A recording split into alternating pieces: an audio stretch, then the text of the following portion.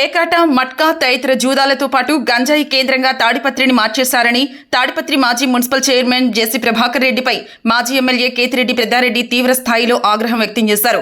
స్థానిక వైఎస్ఆర్సీపీ కార్యాలయంలో పట్టణ, రూరల్ వైఎస్ఆర్సీపీ నాయకులు, కార్యకర్తలతో కేతిరెడ్డి పెద్దారెడ్డి సమావేశం నిర్వహించారు. ఈ సందర్భంగా పెద్దారెడ్డి మాట్లాడుతూ అభివృద్ధి అంటూ అరవడం తప్ప తాడిపత్రి ప్రాంతం ఎక్కడ అభివృద్ధి చెందిందో చెప్పాలంటూ జెసి ప్రభాకర్ రెడ్డిని ప్రశ్నించారు. రోడ్ల పక్కన మొక్కలు నాటి అదే అభివృద్ధి అంటే ఎలా అని నిలదీశారు. రోడ్లు వెడల్పు చేస్తామంటూ దుకాణాలు, ఇళ్లకు మార్కింగ్లు ఇచ్చి వ్యాపారులను, ప్రజలను భయభ్రాంతులకు గురి చేస్తూ వారి నుంచి ముడుపులు దండుకోవడం తప్ప తాడిపత్రి అభివృద్ధికి ఆయన తీసుకున్న చర్యలు ఏమీ లేవన్నారు. స్థానిక సంస్థల ఎన్నికల నోటిఫికేషన్ ఎప్పుడైనా వెలువడే అవకాశం ఉందని, ఈ నేపథ్యంలో ఎన్నికలకు అందరూ సిద్ధంగా ఉండాలని సూచించారు. గ్రామాలు, వార్డుల్లో ప్రజలకు అందుబాటులో ఉంటూ టీడీపీ నాయకుల దురాగతాలను ఎండగట్టాలన్నారు. అధికారం అండతో జేసీ సాగించిన అక్రమాలు, దుర్మార్గాలపై ప్రజలను చైతన్యపరచాలన్నారు. 30 ఏళ్ల జేసీ సోదరుల రాజకీయాల్లో తాడిపత్రి నియోజకవర్గం అభివృద్ధి పూర్తిగా కుంటుపడిందన్నారు. జేసీ ప్రభాకర్ రెడ్డి దౌర్జన్యాలకు నష్టపోయిన ప్రతి కార్యకర్తకు రాబో రోజుల్లో న్యాయం జరుగుతుందన్నారు. నేనే మాట్లాడినని ఎప్పుడు చెప్పను. ఎవరెవరు కార్యకర్తలు ఎవరెవరు మాట్లాడుతుంటారు, పెళ్లిళ్ళను, పేరెంటాలను, ఏడాది కాలేజీలో మాట్లాడుతుంటారు. మాట్లాడే దాంట్లో తప్పు లేదు. మనం కొలీడ్ అయ్యే దాంట్లో తప్పు ఉంది. మనం కొలీడ్ అయ్యి చేస్తే అది తప్పు. అతని ఉనికి అతను కాపాడుకోవాలని చూస్తుంటారు, మన ఉనికి మనం కాపాడుకోవాలని చూస్తుంటారు. అందువల్ల దాంట్లో పావుగా నేను ఇప్పుడు చెప్పిన ఈ 4-5 మంది ఉన్నారు. వీళ్ళే తాడిపత్రికి దిక్కు చూసి, ప్రభాకర్ రెడ్డి కాదు, వాడు వెదవా, వాడు ఎవరు ఖర్చు అంటాడు తప్ప ఏం కాదు. ఈ 4 ఏం చెప్పి మీకు తెలియదు అంటే ఈ 4-5 మందితోనే మీకు ప్రమాదం కూడా అందరికీ చెప్పేది. నాకు ప్రమాదమే, మీకు ప్రమాదమే. నేను మాట్లాడినాను కాదు. పెళ్లిళ్ళలో కానొచ్చి ఏమన్నా బాగుండవు అంటే ఏమన్నా బాగుందా అని చెప్తాంట. కానీ వాళ్ళతో మనం ఆలోచన చేస్తే అనుకో, మన పతనం మొదలైనట్లే. దీంట్లో ఎలాంటి ఆలోచన కూడా లేదు. అట్లా నాగరెడ్డిది అయిపోయింది. ఇతను అన్ని నీతులు చెప్తాడు. ఎన్క్రోచ్మెంట్లు కొడతా, దారిలో లేకుంటే నేను తాడిపత్రిని అభివృద్ధి బాటలో నడిపిస్తా అని చెప్తాడు. నాయుడు కొట్టినాక జీరో రోడ్ కృష్ణాపురంలో వాళ్ళ బంధువు డ్రైనేజ్ పైన పిల్లర్ వేసి బిల్డింగ్ కట్టాడు టర్నింగ్ లోనే. అది కామరాదా దానికి డెవలప్మెంట్, ఎంక్రోచ్మెంట్ అంటే నాగిరెడ్డి మెడికల్లో, లేకపోతే నిన్న బీజేపీ లీడర్ రామకృష్ణాడి ఫుట్బాల్ తో తప్ప అది కామరాదా అతనికి ఏంటి? ఇదంతా ఏం లేదు. అతని టార్గెట్ అంతా వైఎస్ఆర్సీపీ సానుభూతి పనుల మీద. ఏమంతెందుకు, తిక్కరామ స్వామి మఠం నుండి చింతరాజకాలం వరకు కొలతలు వేసినాడు, మార్కింగ్ వేసినాడు. మాజీ మున్సిపల్ చైర్మన్ చేతనైతే కొట్టమని నేను కూడా సహకరిస్తాను. వాడు మొగోడైతే వాడు నీకు చెప్తాడు కొట్టమను, నేను కూడా సహకరిస్తా. పదంరా, నువ్వు ఎంత కొత్త పెడుతూ కొడతావో కొట్టు. నీకైతే చేత కాదు. ఆడ ఎవరో ఒకడు ఉంటాడు, నీకు కావాల్సిన వాడు, వాడు వసూలు చేసుకొచ్చి ఇచ్చాలి. నేను చూపెట్టుకునే ఇప్పటికి కూడా కొట్టు. మార్క్ చేసినావు కదా, కొడుతురా. నువ్వు ఎప్పుడు చేసి పెడతావో వితౌట్ నోటీస్ ఇచ్చి కొట్టు. మేము కూడా సహకరిస్తాం, మా పార్టీ తప్ప. సిబి రోడ్లో నిలబడితే ఇట్లా చూస్తే కానొస్తుంది. మనకు కూడా మేలే కదా. కొత్త పాత పోయే వాళ్ళు గుడికి పోవాలని మనం అడగరు. రోడ్లో చూస్తే చింతరాజు కానొస్తుంది. కొట్టమన్న వాడు మొగడైతే అవి కొట్టాడు. ఏమంటే అది క్యాష్ వచ్చింది. ఇది క్యాష్ రాలేదు కాబట్టి కొట్టాడు. ఎర్రవంక గురించి చెప్తాను. ఎర్రవంకలో కొంతలు వేయరా అంటే కొంత కూడా కేరు మానవులు ఉంది. మున్సిపల్ సిబ్బంది కూడా కొంత లేరు. ఏంటి కేరు? దానికి సంబంధించిన దాంట్లో ఉండే వాళ్ళంతా తెలుగుదేశం ఉంది. అందువల్ల ఏరు గ్రామాలలో తిరిగేటప్పుడు అందరూ అంటారు కదా, ఎల్లనూరు పుట్లూరు మాదిరి ఇక్కడికి వచ్చి గ్రామాలలో కక్షలు పెడతా అంటాడు అని. నాయన ఎల్లనూరు పుట్లూరు కొడుకు మేము పెట్టిండేది కాదు నాయన, ఆ సంజీవ్ నగర్ లో ఉండే మహానుభావుడు పెట్టిండేది మాకు. వాళ్ళకి ఆధిపత్యం కావాలి. ఎంతసేపు ఉన్నా మా ఇంట్లో అన్నం తినాలా, మన ఇంటికాడ కాయ ఉండాలి. నేను వచ్చినాక తాడిపత్రిలో ఆ పరిస్థితి ఉండకూడదని ప్రతి గ్రామంలో కూడా నేను చెప్తానే వస్తాను. వాళ్ళు కూడా ఆ మార్పు కోరుకొని ప్రశాంత వాతావరణం ఈ కాన్స్టిట్యూన్సీ తీసుకొస్తారనే ఆలోచన నాకు. కానీ దాన్ని భిన్నంగా ప్రవర్తిస్తాను. అంటే మీరు వెదవనా కొడుకులు, వైఎస్ఆర్సీపీ లీడర్లు, మీకు ఏమీ తెలుసు, నేను చెప్తాడా, నేను చేస్తాడా, ఇట్లా చేయాలా, కోతినా కొడకల్లా మీరు చేయకనే మీకు ఈ పరిస్థితి పట్టింది అని చెప్తాడు. భయపడతా అంటే ప్రతిరోజు భయమే ఉంటుంది. నాకు భయం ఉంటుంది, భయం లేదు కాదు, అతనికి భయం ఉంటుంది. అతను జరుగుతుంది కాబట్టి అతను మాట్లాడగలుగుతాను. ఎవరినన్నా ఒంటరిగా ఉండే వాళ్ళని కొడతాను. కొట్టే వాళ్ళని కొట్టరా వెదవా అంటే, అబ్బా నేను మీతో పని లేదు, నాకు ఎవడోడు దొరుకుతా అంటాడు ఒంటరిగా పోయేవాడు మోటార్ సైకిల్లోనో హోటల్ కాడ వాళ్ళని కొడతా తప్ప మీ జోలికి నేను రాను అంటాడు. నేనైతే అనుక్షణం ప్రతి గంట కూడా అతని కోసం వెయిట్ చేస్తాను. ఎప్పుడు పిలిచినా, ఎక్కడ పిలిచినా, ఎక్కడ పోయినా అతను పిలిచే నేను ఎదుర్కొనే దానికి సిద్ధంగా ఉన్నా. 61 సంవత్సరం ఉంది నాకు. అబ్బబ్బ అంటే ఒక 10 సంవత్సరాలు బాగా తిరగలుగుతాం.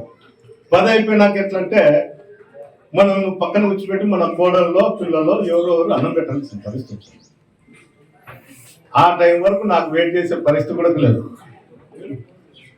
అతను ఏం చెప్తున్నాడు, నీ గవర్నమెంట్ వచ్చేంత వరకు ఏంటికి ఇప్పుడే చూసుకుందామని చెప్తున్నాడు ఒకసారి ప్రెస్ మీట్ లో.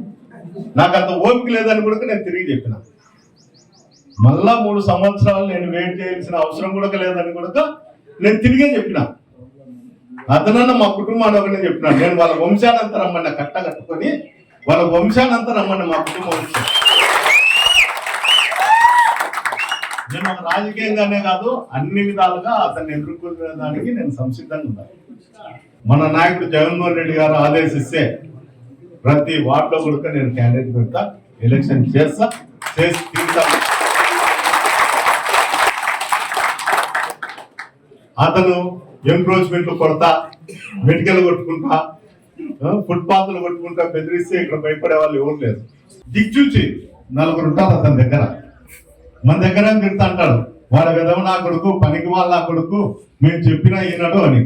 ఏంటికి చెప్తా అంటారంటే, మన వాళ్ళ ఇళ్ళ చుట్టూ తిరిగి ఆయన చెప్తే వింటాడేమో, ఈయన చెప్తే వింటాడేమో వాళ్ళ ఇంట్లో తిరిగి చూస్తుంటే వాళ్ళు మన దగ్గర చెప్తూ వాళ్ళు చేస్తూ వాళ్ళు ఎంతసేపు ఉన్నా వాళ్ళ నాయకుడిని కాపాడేదానికే ప్రయత్నం చేస్తారు తప్ప మన దగ్గర మాట్లాడేదంతా కూడా ఉత్తమ మాటలు. దయచేసి మీకు అందరికీ ఏంటి చెప్తున్నా, ఓటర్ లిస్టు వెరిఫికేషన్ మనం కన్నా వీళ్ళేగా లేకపోతే మన పేర్లు కానీ మన పార్టీకి సంబంధించిన సానుభూతి పనులకు ఓట్లు పోయేదానికి చాలా అవకాశాలు. కొత్త నాంది పలికినారు ఈ రాష్ట్రంలో, అంటే ఎప్పుడూ లేని విధంగా. ఇక్కడ వ్యవస్థలు కూడా బయట కూడా అట్లే ఉన్నాయి, ఇక్కడ వ్యవస్థలు కూడా నిర్వీర్యం అయిపోయినాయి. వాళ్ళు ఏం చేసే పరిస్థితి జిల్లా అధికారులను కూడా లెక్క చేయడం, కలెక్టర్లను కానీ ఎస్పీలను కానీ లెక్క చేయడం. ఇక్కడ ఉండే పోలీస్ అధికారులు జేసీ కుటుంబానికి తుత్తులై ఉన్నారు. తుత్తులు అంటే గుమాస్తాలై ఉన్నారు. అంతే వేరే భాషలో నేను కేవలం వాళ్ళను గొప్పగా చెప్పేదానికన్నా వాళ్ళ ఇంట్లో గుమాస్తాలై ఉన్నారు. వాళ్ళ బస్సులకు డ్రైవర్లు, కండక్టర్లు ఎట్లుంటారో ఇక్కడ ఉండేటువంటి ఎంఆర్ఓ వ్యవస్థ కానీ, పోలీస్ వ్యవస్థ కానీ, ఏ వ్యవస్థ కానీ కాక మున్సిపల్ కమిషనర్తో సహా వాళ్ళ ఇంట్లో గుమాస్తాలుగా ఉన్నారు. గుమాస్తాలుగా ఉన్నప్పుడు మనం పోయి అడిగితే వాళ్ళు చేసే పరిస్థితి కూడా లేదు. వాళ్ళు చేయలేదు అని మనం బాధపడేదానికన్నా వాళ్ళ దగ్గరకు పోయేది మర్చిపోయేదే మేలు. ఏంటికంటే మన పాపము తాడిపత్రి మీద పెద్ద సింపతి ఉంది ప్రభాకర్. ఆయన 7 సార్లు కన్నీరు కాల్చారు, నాకు అన్యాయం జరుగుతుంది అంటాడు. తాడిపత్రి ప్రజలకు నేను సేవ చేస్తా అంటాడు. ఏం సేవ చేస్తాడో నాకు తెలుసు, కానీ ఆయన తాడిపత్రి ప్రజలు నేను సచ్చినా కూడా డ్రైనేజ్ లో డబ్బులు కలుపుకుంటారు. అంత ప్రేమ ఉంది. ఆ ప్రేమ ఏముందో ఏం కథో మీకు అందరికీ తెలుసు అంటుంది. ఆయన ఉండే ప్రేమ, ఆయన కన్నీళ్లు నిత్యము పబ్లిక్ ను ఏడిపించుకొని తినేది తప్ప రెండోది లేదు. ఎప్పుడైనా కానీ నేనైతే అధికారులను అన్నానో సార్ అని సంబోధిస్తాను. ఆయన అయితే ఒరే అని మిగతాటి వాళ్ళ కుటుంబ సభ్యులు తిట్టేది ఆన్వాయితీగా వచ్చింది. ఈ పోలీస్ అధికారులకు కూడా ఆ టైంలో నేను ఎప్పుడైనా ఫోన్ చేస్తే మా కర్మ నాయుడు ఉద్యోగం చేసేదంట. వాళ్ళ అది అయిపోతానే పొద్దున్నే గ్యామ్లర్ పోతాడు. సార్ నేను ఫలానా సాట గ్యామ్లింగ్ పెట్టుకుంటాను ఇట్లంటే నాదెంతో ఇచ్చిపోరా 30 నుండి 50 పెట్టుకున్నాను. ప్రతిరోజు 30,000 అంటే వాళ్ళ ఆట పెట్టుకునే దాన్ని బట్టి 30,000 నుండి 50,000 వరకు కలెక్షన్. అంటే ఒక స్టేషన్ కు ఒక ఆఫీసర్, స్టేషన్ ఆఫీసర్ కు 1,50,000 రూపాయలు ఆదాయం. నేను చెప్పాల్సిన అవసరం లేదు, మీకు అందరికీ తెలుసు ఎవడోడు మగతాయి ఆడించాడు, ఎవడు మట్క ఆడించాడు, ఎవడు కథ. గంజా వాళ్ళకైతే నాకు తెలుసు, కానీ ఏంటంటే స్కూళ్ళల్లో కూడా గంజా దాకా నేర్పిస్తాను కాబట్టి గంజా గురించి నాకు ఎవరు డబ్బులు ఇస్తాడు ఏమో తెలుసు కాబట్టి గంజా అయితే తాడిపత్రిలో పుష్కలంగా ఉంది. నేను అందరి మాత్రం నాయకుని మాట అవకాశం కోసం చూస్తాట. అవకాశం వచ్చినప్పుడు ఇంతకు 2 ఇంతలు ఖచ్చితంగా తీర్చా, వడ్డీతో సహా. నేను లేకపోయినా ఈరోజు రాజకీయ పార్టీలు అందరూ అండగా అంటారు. అందులో నేనైతే ఖచ్చితంగా ఉంటా. మీరు పిలిచకపోని ఉండకపోని నేనైతే ఖచ్చితంగా ఉంటా. మీలో 100 మంది ఉంటే 101 వాడు నేను ఉంటాను వెనకాల. కానీ ఏంటి చెప్తున్నా అంటే ఈ అరాజకాలు యానో సాట నిలబడకపోతే మనం ఎవరు తాడపత్రులు ఉండాల్సిన అవసరం లేదు, వలస పోవాలి. ఈ బానిస బతుకులు బతికే బదులు, ఇంత నీచంగా బతికే బదులు వలస పోవాలి. ఏమి మన ఇంట్లో మన అన్నం తిని, మన బట్ట కట్టుకొని, మన ఇల్లు కట్టుకొని, మనం నీళ్లు దాక్కుంటూ వారి ఇంటికాడ బానిసత్వం చేయాల్సిన అవసరం లేదు. అందరూ కూడా ఆలోచన చేయండి. భయపడి బతికేదానికన్నా మన ఇంట్లో మనం కూర్చుంటేది మంచిది. ఎన్ని రోజులు భయపడతారు, ఎన్ని రోజులు ఉంటారు? నువ్వు పీకితే అట్లా మెంటలు వీక్నెట్లు పీకుతాడు. అంతకన్నా ఏం కాదు కదా, అంతకన్నా ఏం కాదు. మనిషిని సంపడు కదా. ఎవడన్నా తాడిపోతాడో బంగాకుడో కొడితే ఒక ఏడు కొడతాడు, పోతాడు. చైతన్యం రానంత వరకు ఈ విధంగానే గ్రామాలలో కక్షలు పెడతాంటాడు. టౌన్ లో చూస్తే ఒక రోజు పోతాంటే ఆ హోటల్లో కానీ ఈడంతా తాగితే వాళ్ళని కొడతాంటారు. ఇదే పరిస్థితి. ఎవరైనా కానీ వైఎస్ఆర్సీపీ కార్యకర్తల నాయకులు ఈ ప్రభుత్వంలో నష్టపోయిన వాళ్ళకి ప్రతి ఒక్కరికి కూడా మన ప్రభుత్వం వచ్చినాక నేను ఖచ్చితంగా సాయం చేస్తాను కనుక పార్టీ కోసం పనిచేయండి, నా కోసం కాదు. ఈ రోజు నన్ను జగన్మోహన్ రెడ్డి పెట్టాడు కాబట్టి నేను కష్టపడతాను. రేపు పొద్దున ఇంకోరిని పెట్టినప్పుడు వాళ్ళ కోసం మనం చేయాల. జగన్మోహన్ రెడ్డి అనేవాడు మనకు నాయకుడు, అంతే. ఇక్కడ నేను కార్యకర్తనే, మీరు కార్యకర్తలే, అందరూ కార్యకర్తలే. ఇదేమో ప్రతిరోజు 30 ఏళ్ళ నుండి మున్సిపాలిటీ డెవలప్మెంట్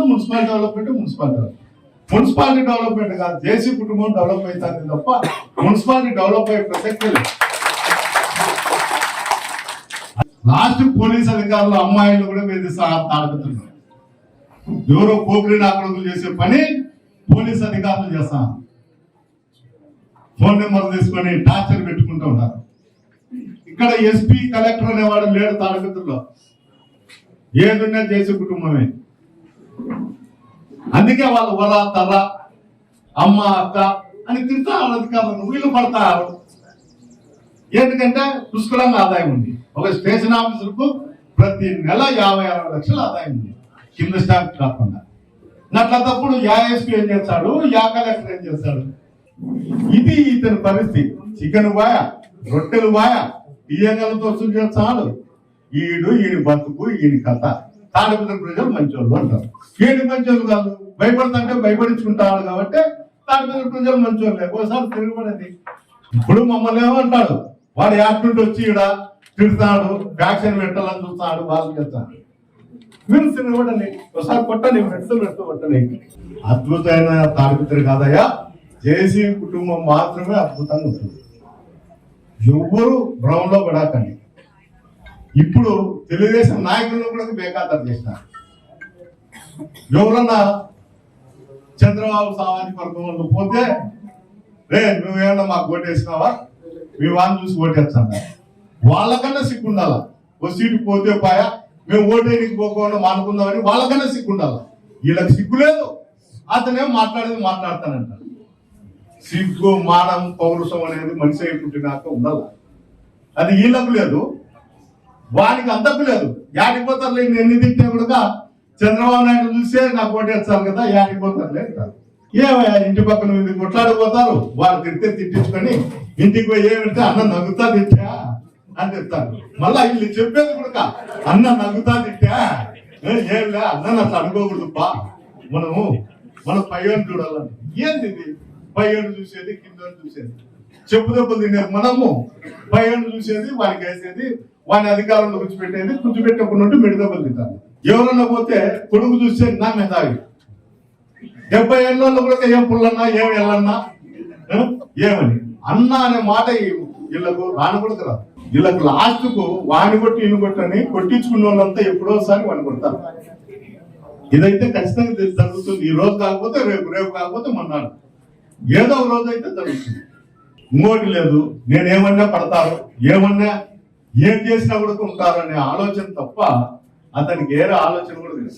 వాళ్ళు మసీదులో ఏందో కట్టుకోవాలా చేయాలంటే కాళ్ళు ఎగొడతా, చేతులు ఎగొడతా, ఎట్లా కడతారు, నేను 10 లక్షలు ఇచ్చాను 40 లక్షలు ఇచ్చాను చెప్తారు తప్ప వాడు ఇచ్చిన పాపాన్ని కూడా పడదు. వాడి జీవితం అంతా కూడా సొంతం లేక 40 లక్షలు ఏ దేవాలయానికి ఇచ్చినాడు, హిందువులకు ఇచ్చినాడు, ముస్లింస్కి ఇచ్చినాడు, క్రిస్టియన్ కూడా ఇచ్చినాడు. మాటలేమో చెప్తా అంటారు. మళ్ళా చెప్పేదేమి, మీతోనే స్టేట్మెంట్ ఇప్పించాలి. అన్న చెప్పినాడు 40 లక్షలు డబ్బులు ఇస్తాడు మన దేవాలయానికి, 10 సెంట్లు స్థలం ఇచ్చాడు, అన్న మనకు ఉండాలా ముస్లింస్ అందరికి, ఆయనే పెద్ద దిక్కు అని చెప్తాడు. కానీ ముందు పీకేది మీ దేవాలయం జోలికి వచ్చాడు. ఈ మూడు పీకేది, ఆ మూడు పీకేది. నాకు మధ్యకుండా దర్గా పీకినాడు. ఇప్పుడు ఏంది పీకెళ్ళని ఆలోచన చేస్తాడో తెలుసు. ఏందని పీకినికి ప్రయత్నించి వాడికి చెప్తారు సార్. దాన్ని బట్టి ఖచ్చితంగా నాకు తెలుసు. అందులో నేనైతే ఖచ్చితంగా ఉంటా. మీరు పిలిచని పిలిచకపోని ఉండకపోని నేనైతే ఖచ్చితంగా ఉంటా. మీలో 100 మంది ఉంటే 101 వాడిని నేను ఉంటాను వెనకాల. కానీ